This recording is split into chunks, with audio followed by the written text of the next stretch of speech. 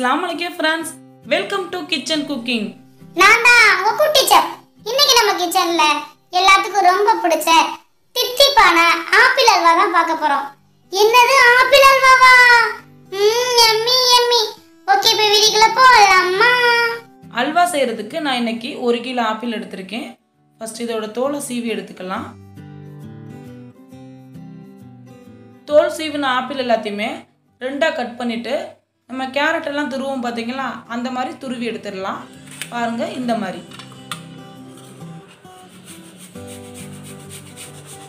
அடுத்தது அல்வா செய்ய ஆரம்பிச்சிடலாம். ஸ்டவ் ஆன் பண்ணிட்டு அடுப்புல ஒரு பேன் வச்சுக்கோங்க.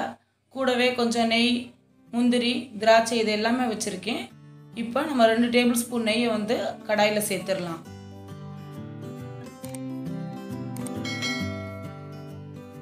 நெய் உருகுனதும் இதில் 2 டேபிள் ஸ்பூன் முந்திரியை சேர்த்துக்கோங்க. இது லைட்டாக வறுபட்டதும் நம்ம உலர்ந்த திராட்சை சேர்த்துடலாம். உலர்ந்த திராட்சை சேர்த்ததுமே இது குண்டு குண்டாக பலூன் மாதிரி வீங்கி வரும். அதுக்கப்புறம் நம்ம இதை எடுத்து தனியாக ஒரு பிளேட்டில் வச்சிடலாம். கடைசியாக இதை யூஸ் பண்ணிக்கலாம்.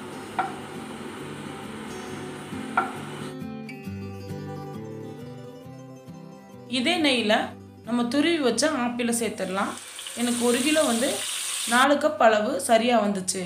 நீங்கள் ஆப்பிளை துருவுறதுக்கு பதிலாக மிக்சியில் அரைச்சி கூட சேர்த்துக்கலாம். ஆனால் நம்ம துருவி சேர்க்குறப்ப ஆப்பிளோட ஃப்ளேவர் அப்படியே இருக்கும். அதே மாதிரி இந்த அல்வா செய்கிற நேரமும் ரொம்ப குறைவாக தான் இருக்கும். கேரட் அல்வா மாதிரி இதுக்கு பால்லாம் சேர்க்கணும்னு அவசியம் இல்லை.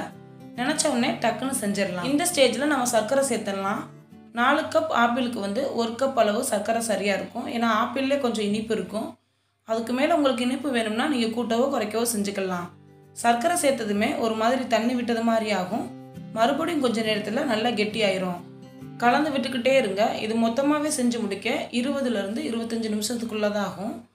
இந்த மாதிரி பேனில் ஓரளவுக்கு ஒட்டாமல் வந்ததுக்கப்புறம் இதில் கலருக்காக நான் கொஞ்சமாக குங்குமப்பூவை வெதுவெதுப்பான பாலில் கலந்து சேர்த்துக்கிறேன்.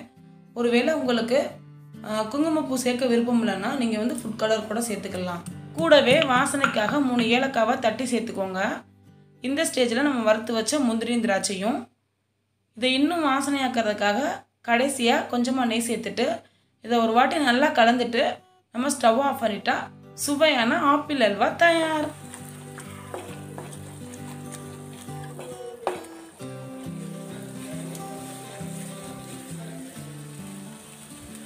ஆப்பிள் சாப்பிடாத குழந்தைங்களுக்கு இந்த மாதிரி ஸ்வீட் செஞ்சு கொடுத்தா நல்லா விரும்பி சாப்பிடுவாங்க. கண்டிப்பாக இந்த ரெசிபியை ட்ரை பண்ணுங்கள். ட்ரை பண்ணிட்டு எப்படி இருந்துச்சுன்னு கமெண்ட்ஸில் என் கூட ஷேர் பண்ணுங்கள். அழகுக்காக மேலாக கொஞ்சம் முந்திரி வச்சுட்டு இதை சர்வ் பண்ணிட வேண்டியதுதான். இந்த எம்மியான ஆப்பிள் அல்வா உங்களுக்கு பிடிச்சிருந்துச்சுன்னா மறக்காமல் கிச்சன் குக்கிங்க்கு சப்ஸ்கிரைப் பண்ணுங்கள். இதே மாதிரி அடுத்தடுத்த புது ரெசிபியில் உங்களை பார்க்கலாம். அது வரைக்கும் டாட்டா பை பாய். அண்ட் சமையலுக்கு புதுமை சேர்க்கட்டும்.